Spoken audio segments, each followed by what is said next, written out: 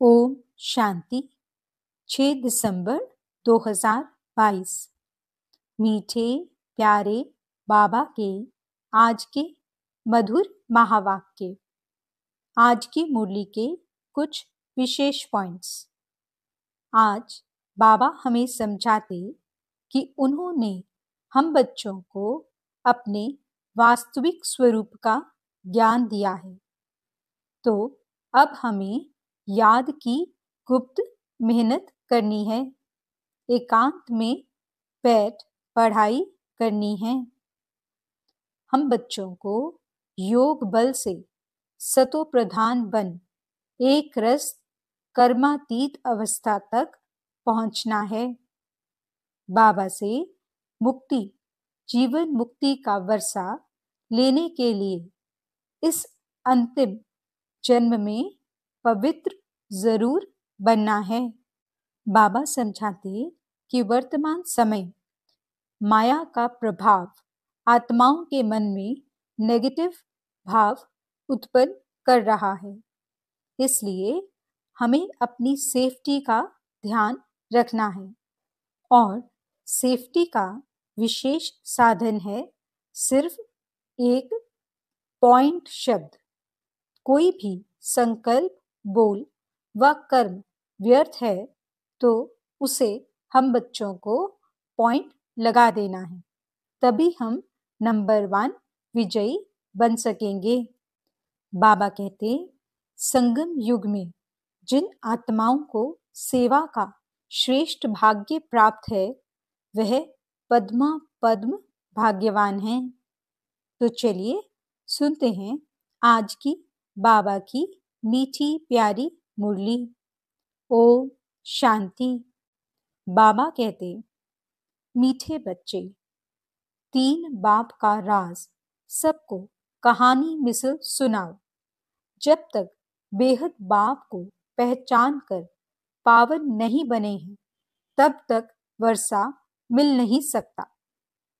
प्रश्न, बाबा बिल्कुल ही नया है, उसने तुमको अपना कौन सा नया परिचय दिया है? उत्तर, बाबा को मनुष्यों ने हजारों सूर्य से तेजोमयी कहा, लेकिन बाबा कहता मैं तो बिंदी हूं, तो नया बाबा हुआ ना। पहले अगर बिंदी का साक्षात्कार होता तो कोई मानता ही नहीं, इसलिए जैसी जिसकी भावना होती है उन्हें वैसा ही साक्षात्कार हो जाता है। गीत। ओम नमो शिवाय। ओम शांति। निराकार भगवानुवाच। सिर्फ भगवानुवाच कहने से कृष्ण का नाम याद आ जाता है, क्योंकि आजकल भगवान सब हो पड़े हैं, इसलिए निराकार शिव भगवानुवाच कहते हैं। गॉड फादर कहा जाता है। निराकार भगवानुवाच किसके प्रति? निराकार बच्चों, रूहों प्रति। रूहानी भगवानुवाच व ईश्वरवाच यह अक्षर शोभता नहीं है, निराकार भगवानुवाच शोभता है। अब घड़ी घड़ी तो नहीं कहेंगे, यह है बहुत गुप्त, इनका चित्र निकल ना सके। बिंदी बनाकर भगवानुवाच लिखें तो कोई मानेंगे नहीं। भगवान के यथार्थ नाम, रूप, देश, काल को कोई जानते ही नहीं।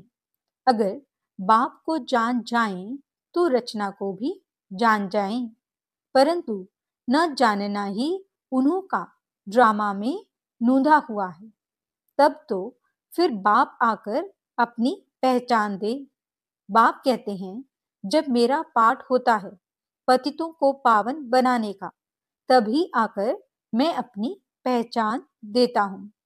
पुरानी दुनिया को नया बनाता हूँ। पुरानी दुनिया में रहने वाले मनुष्य नई दुनिया में रहने वाले मनुष्यों को पूजते हैं। तुम बच्चों को समझाना है, जबकि ऋषि मुनि आदि सब कहते हैं हम रचता और रचना को नहीं जानते। फिर तुमने कहां से जाना? अगर तुम बाप को, रचना को जानते हो तो हमको नॉलेज दो।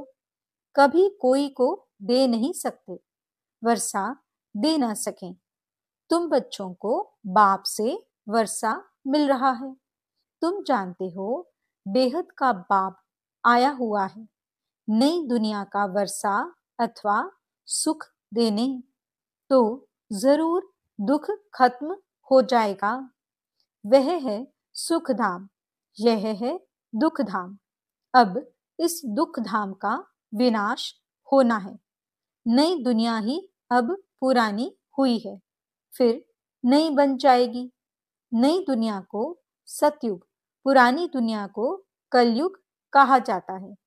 नई दुनिया में जरूर मनुष्य थोड़े होने चाहिए। सतयुग में एक ही धर्म था, इस समय तो अनेक धर्म हैं। दुख भी है, सुख से दुख, दुख से फिर सुख होता है। यह खेल बना हुआ है। दुख कौन देते हैं ये किसको पता ही नहीं है। रावण को माया कहा जाता है, धन को माया नहीं कहा जाता है। विकारी मनुष्य जानते हैं कि देवताएं निर्विकारी हैं, परंतु उन्हों को विकारों का नशा चढ़ा हुआ है। देवताओं को है निर्विकारी बने का नशा। वहां अपवित्र कोई होते नहीं है। संगम पर ही तुम बच्चों को पवित्रता का राज समझाया जाता है। तुमको फिर औरों को समझाना है। बाप तो सारी दुनिया को बैठ समझाएगा नहीं, बच्चों को ही समझाना है, परंतु समझाने की बड़ी युक्ति चाहिए। सबको बताओ, भारत जो स्वर्ग नई दुनिया थी वह अब पुरानी हो गई है। रचयिता तो बाप ही है। वे खुद कहते हैं, मैं ब्रह्मा द्वारा नई दुनिया की स्थापना करता हूँ, बच्चों को अडॉप्ट करता हूँ। ब्रह्मा का नाम ही प्रजापिता है, तो जरूर इतने बच्चों को अडॉप्ट ही करेंगे, जैसे सन्यासी फॉलोअर्स को अडॉप्ट करते हैं। पुरुष स्त्री को अडॉप्ट करते हैं कि तुम मेरी हो। यहाँ भी तुम कहते हो, शिव बाबा मैं आपका हूँ। घर बैठे भी बहुतों को टच हो जाता है। फिर क्या कहते हैं कि भल बाबा हमने आपको देखा नहीं है क्योंकि बंधन में हूं, आ नहीं सकती, परंतु मैं हूं आपकी। पवित्र तो जरूर बनना पड़े। पतित मुक्ति जीवन मुक्ति में जा नहीं सकते। पतित पुकारते हैं कि आओ आकर पावन बनाओ। तुम बच्चों को समझाना चाहिए कि भारत स्वर्ग था। यह लक्ष्मी नारायण स्वर्ग के मालिक थे। जरूर डायनेस्टी चली होगी। नई दुनिया में नया राज्य था, अब वह नहीं है। और अनेक धर्म हैं, देवता धर्म है नहीं। यह पुरानी दुनिया कब तक चलेगी? वह सत्युग को लाखों वर्ष कह देते हैं। महाभारी लड़ाई का भी गायन है। बीच में थोड़ी खिटपिट हुई थी तो कहते थे महाभारत लड़ाई का समय है। यादवों की लड़ाई भी दिखाते हैं कि मूसलों द्वारा अपना विनाश किया। कभी लिखते हैं पांडवों और कौरवों की युद्ध, कभी लिखते हैं असुर और देवताओं की। आसुरी दुनिया के बाद फौरन दैवी दुनिया है। वह पतित, यह पावन। पावन देवता कैसे लड़ेंगे? वह हैं सतयुग में। यह कलयुग में दोनों की लड़ाई कैसे हो सकती है? देवताएं अहिंसक, असुर हिंसक। देवताएं नर्क में कैसे आएंगे? अभी तुम संगम पर हो, नई दुनिया स्थापन होती है, उसके लिए तुम पुरुषार्थ कर रहे हो। दो बाप का राज भी कहानी मिसल समझाना चाहिए। सतयुग में है एक बाप, बेहद के बाप को याद करते ही नहीं क्योंकि सुखधाम है।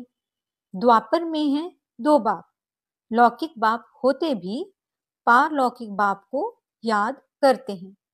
आत्मा ही अपने बाप को याद करती है क्योंकि आत्मा ही दुख सहन करती है। पुण्य आत्मा, पाप आत्मा, आत्मा ही सुनती है। संस्कार आत्मा में है। जिनमें दैवी संस्कार नहीं है, वह दैवी संस्कार वालों का गायन करते हैं, गाया भी जाता है। आपे ही पूज्य, आपे ही पुजारी। पुजारी बनते हैं तो गाते हैं, मुझ निर्गुण हारे में उनमें गुण है, हमारे में नहीं है। पूज्य सो पुजारी, तुम ही पूज्य सो देवता थे, फिर तुम ही पुजारी बने हो। 84 जन्म लिए हैं, आधा कल्प पूज्य, आधा कल्प पुजारी। हिसाब समझाना पड़े। देवता, क्षत्रिय, वैश्य, शूद्र। इस समय हम ब्राह्मण हैं, बीके हैं। इस समय हमको 3 बाप हो जाते हैं। लौकिक बाप, निराकार पारलौकिक बाप, तीसरा फिर प्रजापिता ब्रह्मा, जिस द्वारा तुम ब्राह्मणों को पढ़ाते हैं। प्रजापिता नाम तो सुना है ना, ब्रह्मा द्वारा रचते हैं। तुम भी ब्राह्मण हो, तुम भी बाप को याद करो। बाप कहते हैं, मैं आया हूं तुमको वापस ले जाने। निराकार बाप आत्माओं से बात करते हैं। तुम कहते भी हो, हम एक शरीर छोड़ दूसरा लेते हैं। शरीर का नाम रूप बदल जाता है, आत्मा तो एक ही है। बाप का नाम भी एक ही शिव है, उनको शरीर तो है नहीं। यह पॉइंट भी नोट करनी चाहिए। फिर जैसा आदमी वैसा ही समझाना है। हम बीके दादे से वर्षा ले रहे हैं, वही राजयोग और ज्ञान की नॉलेज देते हैं। मनुष्य से देवता बनना, यह भी नॉलेज है। नॉलेज मिलती है संगम पर, जिससे फिर नई दुनिया में वर्षा पाते हैं। पतित दुनिया में आकर पावन दुनिया स्थापन करते हैं। अभी बाप आया है घर ले जाने।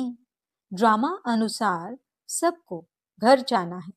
फिर पहले सूर्यवंशी, फिर चंद्रवंशी, फिर वैश्य, शूद्रवंशी बन जाते हैं। वह है निराकार आत्माओं का झाड़, यह है साकारी मनुष्यों का झाड़।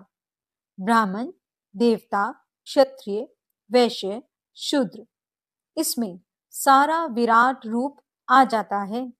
ब्राह्मण वृद्धि को पाते रहते हैं। रुद्रमाला और विष्णु की माला बनेगी, ब्रह्मा की माला नहीं कह सकते, क्योंकि बदलते रहते हैं, इसलिए रुद्रमाला पूजी जाती है। यह हैं नई नई बातें। ये बातें कोई की बुद्धि में जरा भी नहीं है।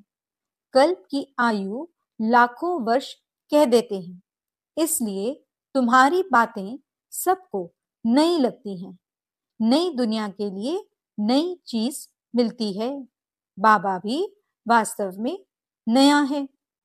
वह तो कहते हैं नाम रूप से न्यारा है, या तो कह देते हैं हजारों सूर्य से तेजोमय है। सो तो जरूर जैसी भावना होगी वैसा साक्षात्कार होगा। बिंदी का साक्षात्कार हो तो कोई माने ही नहीं। यह सब बातें नहीं होने कारण मूंझते हैं। जो यहाँ के होंगे उनकी ही सैपलिंग लगेगी। तुम बच्चों ने अब अच्छी तरह समझा है, तो पारलौकिक बाप के लिए भी समझाना है। तुम आधा कल्प से उनको याद करते आए हो। सुख देने वाले को ही याद किया जाता है। रावण सबका दुश्मन है, तब तो उनको जलाते हैं। पूछो रावण को जलाते कितना समय हुआ? बोलेंगे अनादि। उन्हों को ये मालूम ही नहीं रावण कब से आता है। सतयुग में तो रावण होता नहीं।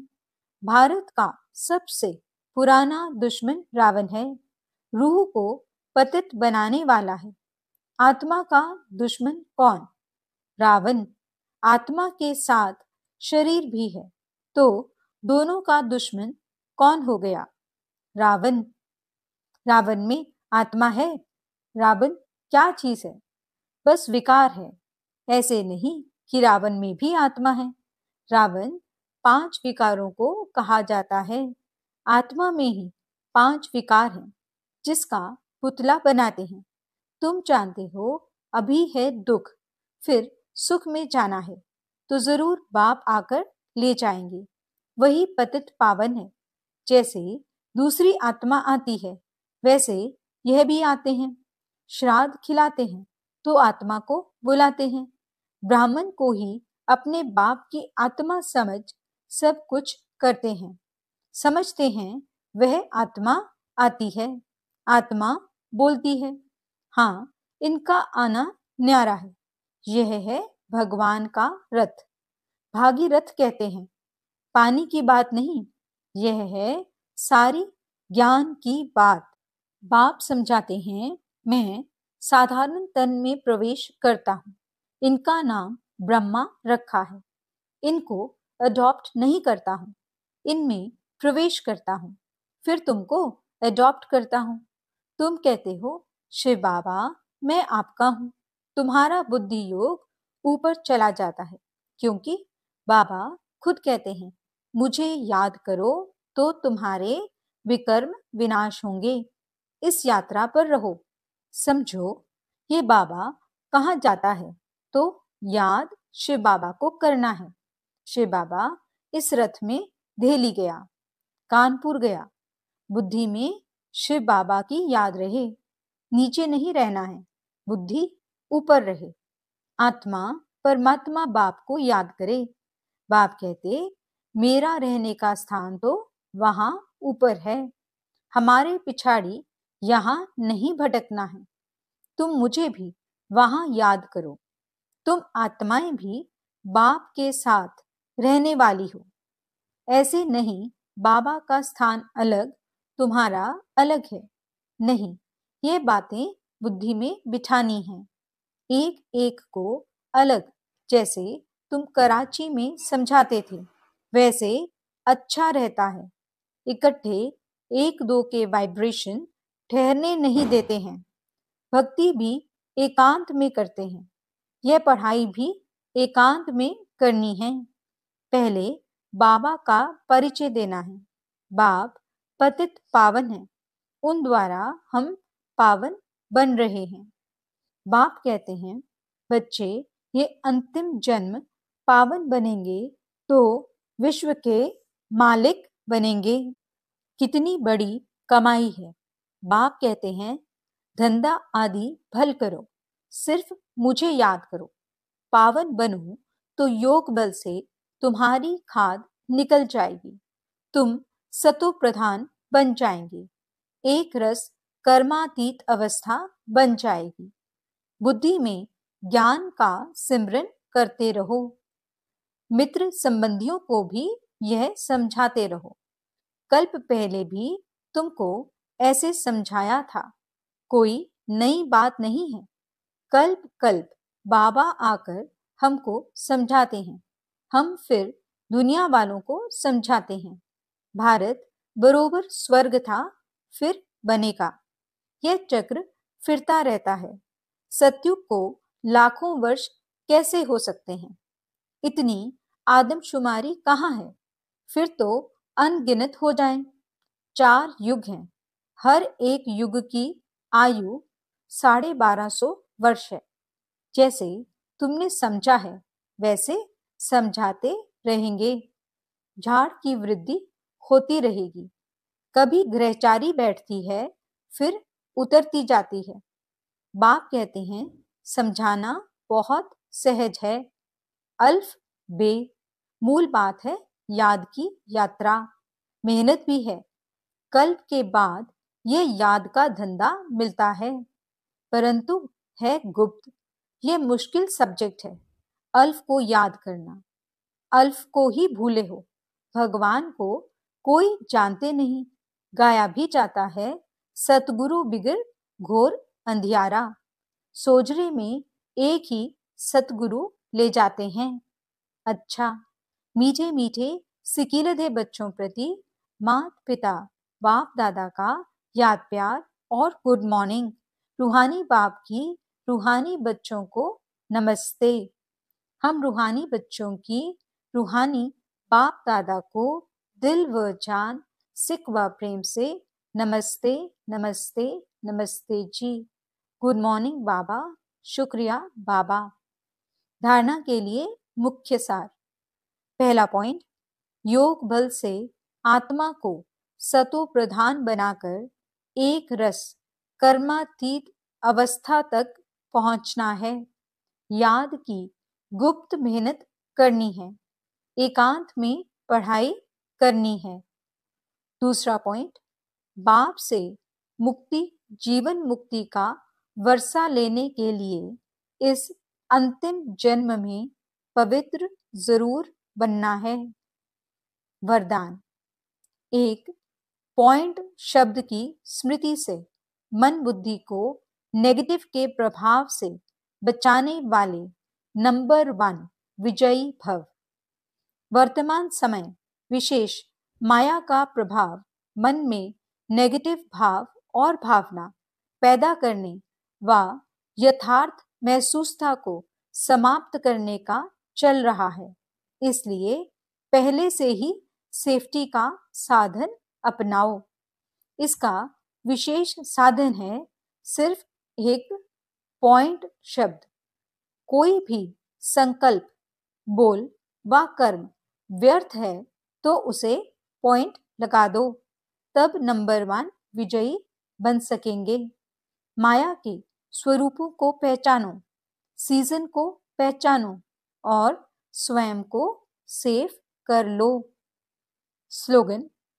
संगम पर जिन्हें सेवा का श्रेष्ठ भाग्य प्राप्त है वही पद्मा पदम भाग्यवान हैं।